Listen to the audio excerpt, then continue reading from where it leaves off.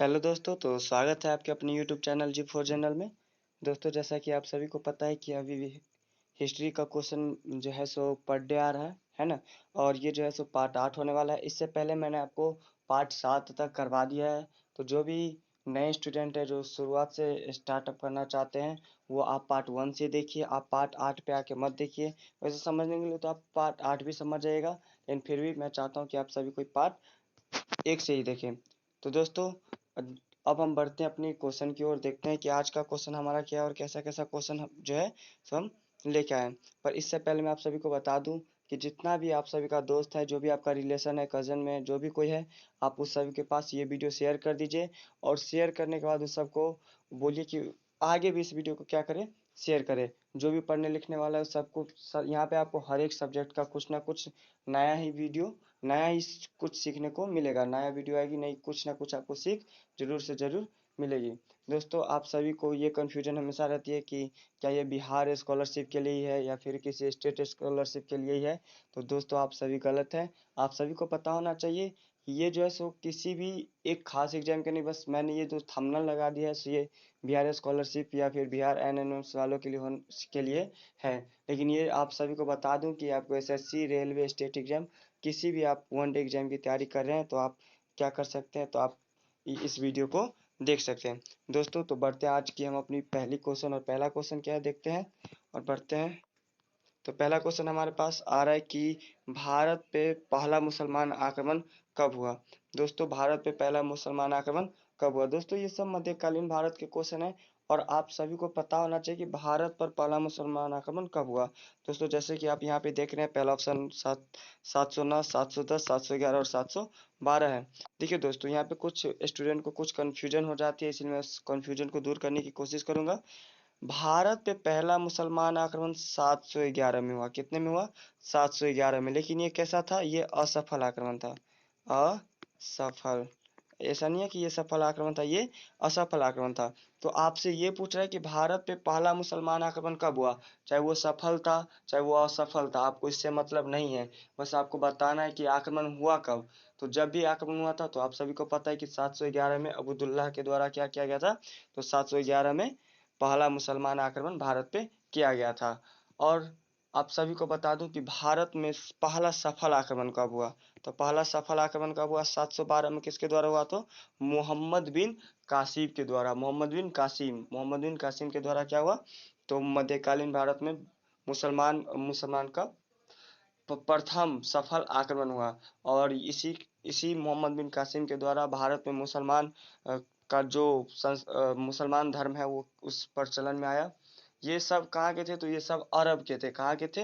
अरब के मुसलमान थे। तो आप सभी को याद रखिएगा कि यदि आपको बस पूछे कि भारत में सबसे पहला मुसलमान आक्रमण, तो 711। कितना? 711। और यदि ये पूछ दिया जाए कि भारत पे सबसे पहला सफल मुसलमान आक्रमण, तो 712। और दोस्तों, इसके साथ आपको ये भी याद रखना है कि 711 में अब्दुल्लाह के द्वारा आक्रमण किया गया था और 712 में मोहम्मद बिन कासिम के द्वारा। और दोस्तों, आपको ये भी याद रखना है कि जो मोहम्मद बिन कासिम था, कौन? मोहम्मद बिन कासिम। उसने मुल्तान को क्या कहा? मुल्तान पे उसने आक्रमण किया था 713 में। और मुल्तान को कहा स्वर्ण नगरी, क्योंकि जब उसने मुल्तान पे आक्रमण किया तो उसको बहुत सारा धन की क्या हुई? प्राप्ति हुई मोहम्मद बिन कासिम को। जिससे उसको क्या कहा? मुल्तान को कहा गया स्वर्ण नगरी। तो ये क्वेश्चन बहुत इंपॉर्टेंट है बिहार दरोगा की दृष्टि से कि मुल्तान किसको स्वर्ण नगरी कहा जाता है? तो मुल्तान को। मुल्तान अभी है कहाँ? तो मुल्तान अभी आपको जो है सो पाकिस्तान में। मैंने जो बीच में कहा था कि मुल्तान का सुल्तान, तो वो ये है कि आप सभी को जानते हैं वीरेंद्र साहिवाल, जो जिसे मुल्तान का सुल्तान कहा जाता है। क्यों कहा जाता है? क्योंकि उसने पाकिस्तान के खिलाफ पाकिस्तान में जो है सो 326 रन की पारी खेली थी टेस्ट में। तो इसीलिए वीरेंद्र सहवाग को क्या कहा जाता है? मुल्तान का सुल्तान। बढ़ते हम अपनी नेक्स्ट क्वेश्चन की ओर। और नेक्स्ट क्वेश्चन क्या है देखते हैं। नेक्स्ट क्वेश्चन है कि गुलामों का गुलाम किसे कहा जाता है। जी हाँ दोस्तों, गुलामों का गुलाम किसे कहा जाता है? और ऑप्शन नंबर ए में दिया है Firoz Shah, option number B में दिया है Qutbuddin Aibak, option number C में दिया है मोहम्मद गौरी और डी में दिया है इल्तुतमिश। तो दोस्तों, आप सभी को बता दूं कि गुलाम, यदि मैं किसी का गुलाम हूँ और मेरा भी कोई गुलाम है, जैसे कि मैं किसी और का गुलाम हूँ, ठीक, और मेरा भी कोई गुलाम है, तो उसको हम क्या बोलेंगे? गुलामों का गुलाम। तो दोस्तों आप सभी को याद कीजिए कि मैंने आपको बहुत दिन से बता रहा हूँ कि मोहम्मद गौरी के जो है सो एक गुलाम था जिसका नाम था, सॉरी हाँ, मोहम्मद गौरी का गुलाम था जिसका नाम था ऐबक। क्या नाम था? ऐबक। और ये ऐबक जो है सो ऐबक एक खुद गुलाम था और इसका गुलाम हुआ करता था इल्तुतमिश। कौन हुआ करता था? इल्तुतमिश। और ये जो है सो दिल्ली सल्तनत में गुलाम वंश के तहत तीसरा शासक बनता है। इसीलिए इल्तुतमिश को क्या कहा जाता है? गुलामों का गुलाम, क्योंकि इसका ससुर भी गुलाम था और ये भी गुलाम था, तो इसीलिए इसको क्या कहा जाता है? गुलामों का गुलाम। तो ये बहुत इंपॉर्टेंट क्वेश्चन है कि कि गुलामों का गुलाम किसे कहा जाता है, तो याद रखिएगा इल्तुतमिश को। किसको? इल्तुतमिश को। तो कंफ्यूजन दूर कीजिए और जो हमारा दूसरा नंबर क्वेश्चन का आंसर है कि गुलामों का गुलाम किसे कहा जाता है? इल्तुतमिश को कहा जाता है। और दोस्तों मैं आप सभी को बता रहा हूँ कि आप लोग अपना अपना कॉपी और एक शॉर्ट नोट बनाने के लिए तैयार रहिए, क्योंकि मैं जब भी कुछ बताता हूँ तो ऐसा नहीं कि आपको 10 क्वेश्चन है तो बस 10 क्वेश्चन का आंसर होगा। इससे रिलेटिव, इस चैप्टर से रिलेटिव जो भी इम्पोर्टेंट क्वेश्चन होंगे मैं आपको वो सारा चीज़ क्या करूँगा? बता के ही जाऊँगा। तो क्लियर है आप सभी को कि गुलामों का गुलाम किसे कहा जाता है? इल्तुतमिश को क्यों कहा जाता है? क्योंकि इसका ससुर भी क्या था? गुलाम था। ऐबक इसका ससुर था। किसका गुलाम था? मोहम्मद गौरी का गुलाम था। मोहम्मद गौरी का गुलाम ऐबक और ऐबक का गुलाम इल्तुतमिश। और इल्तुतमिश क्या बन जाता है? शासक बन जाता है दिल्ली सल्तनत पे, सुल्तान बनता है। इसलिए क्या कहा जाता है इसको? इल्तुतमिश। इल्तुतमिश को गुलामों का गुलाम कहा जाता है। दोस्तों एक और खास बात कि इसका जो ससुर था जिसका नाम है आपको कुतुबुद्दीन ऐबक, ये इसका गुलाम था, मोहम्मद गौरी का गुलाम था। और मोहम्मद गौरी सुल्तान हुआ करता था। जब मोहम्मद गौरी की डेथ हुई तो इसने अपनी जितना भी जो भी उसका साम्राज्य था उसने अपने क्या क्या गुलामों में बांटा। उसके हिस्से में आया कुतुबुद्दीन ऐबक के हिस्से में दिल्ली। दिल्ली के हिस्से में जब इसका हिस्सा आया तो दिल्ली का ये क्या बनने वाला था? सुल्तान। गद्दी पे बैठा सुल्तान, यानी कि जो गद्दी पे बैठा वो क्या कहलाता? सुल्तान। लेकिन दोस्तों जो ऐबक था उसने कभी भी सुल्तान की उपाधि धारण नहीं की। उसका कहना था, उसका स्टेटमेंट था कि मैं गौरी का गुलाम हूँ, भले मैं गद्दी पे हूँ लेकिन मैं अभी भी क्या हूँ? गुलाम हूँ। और आप सभी को पता होना चाहिए कि कुतुबुद्दीन ऐबक को लाख बख्श की उपाधि दी जाती है। किसकी उपाधि दी जाती है? लाख बख्श की। लाख बख्श की उपाधि दी जाती है। क्यों? क्योंकि वो जनते में लाखों रुपए की क्या किया करते थे? दान करते थे। इसके बाद इसका और भी इसी का मैं अभी आपको बता रहा हूँ क्या उपाधि, तो इसी को कुरान खां, जी दोस्तों, कुरान खां के नाम से भी जानते हैं। क्यों जानते हैं? क्योंकि इसको कुरान के बारे में बहुत जानकारी थी और ये कुरान के नियम का पालन भी करता था। ऐसा इंसान था कि ये जो भी कुरान में, जैसे कि आपको 5 बार नमाज पढ़ना है पर डे, तो वो 5 बार नमाज पढ़ता ही था। इसीलिए इसको क्या कहा जाता है? कुरान खां। और लोगों की ये बहुत ही मदद किया करता था, इसीलिए इसको इतिहास में क्या कहा जाता है? तो इसी को हातिम द्वितीय के नाम से जानते हैं। किसके नाम से जानते हैं? हातिम द्वितीय के नाम से। तो आप लोग याद रखिएगा, हातिम द्वितीय के नाम से कौन फेमस है? कुतुबुद्दीन ऐबक। तो दोस्तों ये रहा कुतुबुद्दीन ऐबक के बारे में आपको 3 उपाधि। पहला कुरान खां, दूसरा लाख बख्श और तीसरा हातिम द्वितीय। बढ़ते हम अपने नेक्स्ट क्वेश्चन की ओर। और नेक्स्ट क्वेश्चन हमारा है कि भारत में आने वाला प्रथम पुर्तगाली व्यापारी कौन था? दोस्तों आपको मैंने बहुत दिन से ये पढ़ा रहा हूँ। ये क्वेश्चन का एक नया रूप है। क्वेश्चन तो सेम है पर ये क्वेश्चन का नया रूप है। जैसे कि आप सभी को पता है कि पुर्तगाल के जो भी राजा थे उसको नए नए जगह की समुद्री मार्ग को खोज करने में उसको क्या आता था? मजा आता था। जिसके कारण वो क्या किया करता था? तो अपने नाविक को भेजता था समुद्र के रास्ते और उसको जो है सो नए देश, नए शहर खोजने की क्या क्या करता था? खोजने के लिए भेजा करता था। और जब भी वो नया शहर खोजता था तो वो अपने जो नाविक था उसको क्या दिया करता था? तो इनाम के तौर पे कुछ ना कुछ इसको इनाम दिया जाता था। तो इसी तरह से जो पहला भारत में पुर्तगाली आया था उसका नाम था वास्को डिगामा। हालांकि ये अमेरिका के लिए निकला था लेकिन पहुंच कहाँ गया था? वास्को डिगामा भारत पहुंच गया था। और वास्को डिगामा भारत में कब पहुंचा? तो ये 1498 में। कितना में? 1498 में। और दोस्तों ये जो कोलंबस है ये जो है सो अमेरिका पहुंचा। कहाँ? अमेरिका पहुंचा। और अमेरिका कितना में पहुंचा? तो 1492 में। तो दोस्तों आप लोग को इतना क्लियर है? क्लियर है तो अब बढ़ते अपनी नेक्स्ट क्वेश्चन की ओर और देखते हैं कि नेक्स्ट क्वेश्चन है कि तराइन का प्रथम युद्ध में किसकी हार हुई? जी दोस्तों, जब जब मोहम्मद गौरी भारत पे आक्रमण किया तब उसने क्या किया? तो पंजाब के एक क्षेत्र था, उस किला का मुझे अभी नाम याद आ नहीं रहा है, तो उस किला पे वो क्या कर लिया? कब्जा कर लिया। जब मोहम्मद गौरी को किला पे क्या कर लिया? कब्जा कर लिया। और वो किला पड़ता था चौहान के, यानी कि वो पृथ्वी राज चौहान के क्षेत्र में पड़ता था। और पृथ्वीराज चौहान उस समय में उस क्षेत्र का सबसे शक्तिशाली क्या हुआ करता था? शासक हुआ करता था। और ये राजपूत भी था।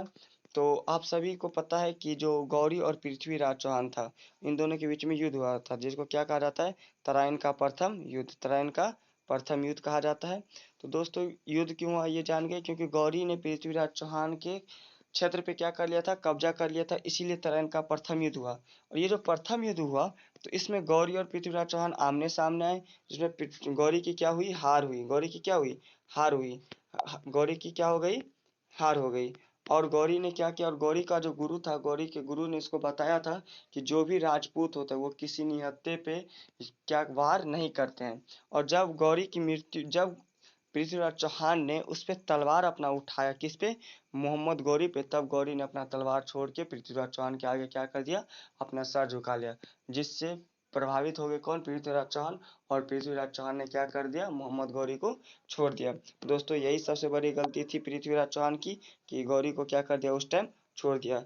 और ये जो है सो 1191 में ये युद्ध हुआ था, कितना में, 1191 में हुआ था तराइन का प्रथम युद्ध। और इसमें हार किसकी हुई थी, तो मोहम्मद गौरी की।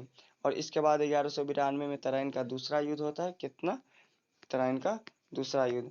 और दूसरा युद्ध में क्या करता है, तो ये जो आपको मोहम्मद गौरी गौरी रहता है, वो पृथ्वीराज चौहान को क्या कर देता है, मार देता है। इसीलिए दुश्मन को कभी भी नहीं छोड़ना चाहिए। यदि आपका कितना ही दुश्मन, हाँ नहीं कुछ भी क्यों नहीं बोले कि हम आप ठीक हो जाएंगे, आप पे हमला नहीं करेंगे, आप आपका बुरा नहीं सोचेंगे, आपको कुछ नहीं करना, उसका जो भी खेल, जितना भी आप खेल खत्म कर सकते हो उसका खेल खत्म कर दीजिए, उसको छोड़ना बिल्कुल भी नहीं है।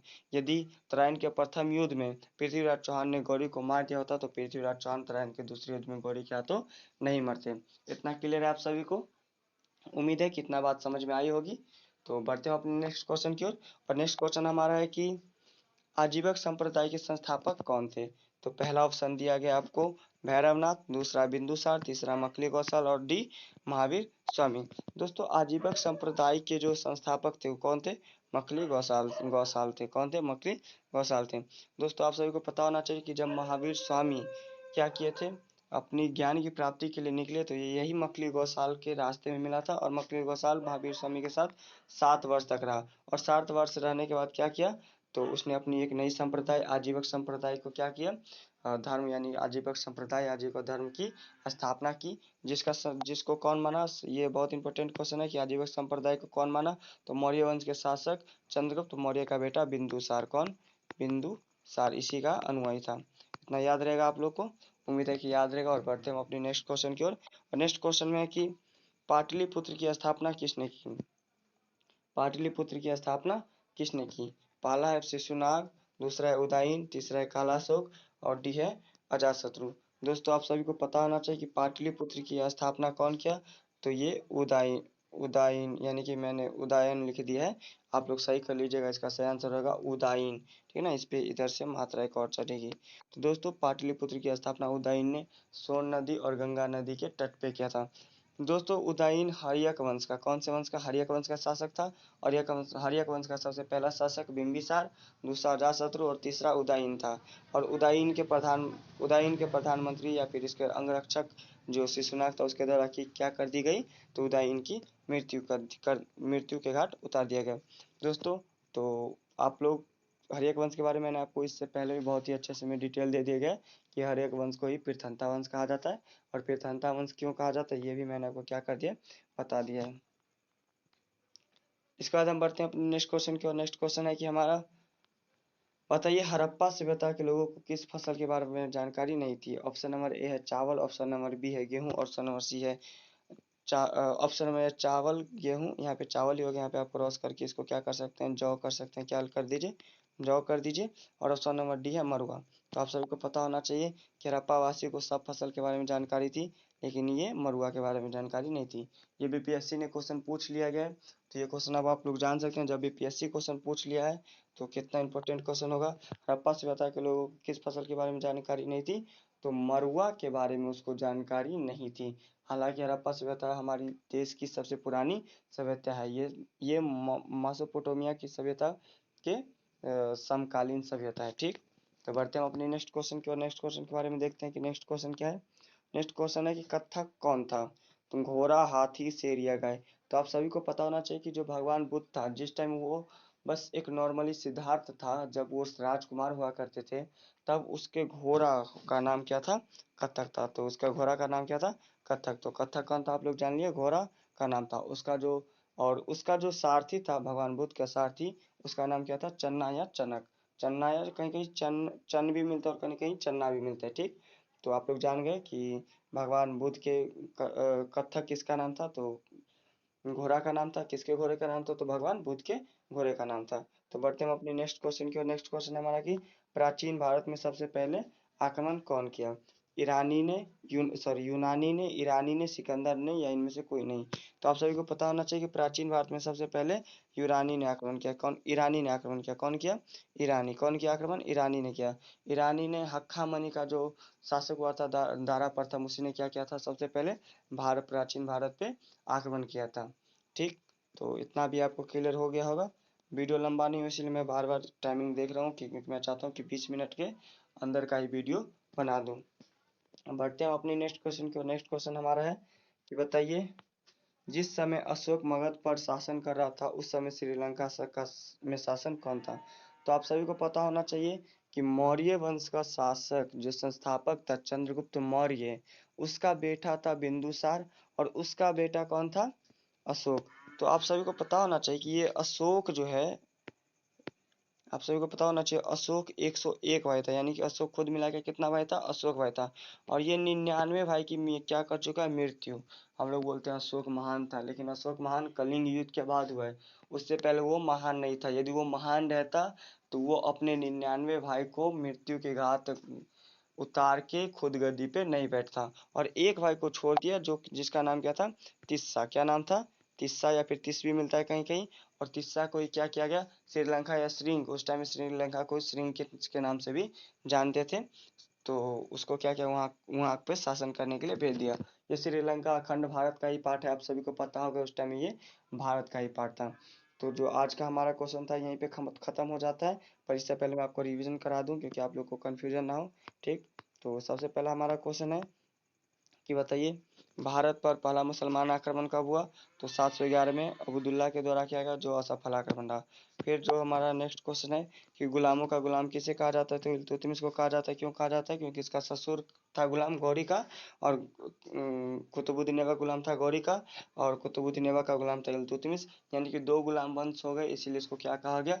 गुलामों का गुलाम कहा गया। नेक्स्ट क्वेश्चन की बात करते हैं। भारत में आने वाला प्रथम पुर्तगाली व्यक्ति कौन था? तो वास्को डी गामा था। कब आया था?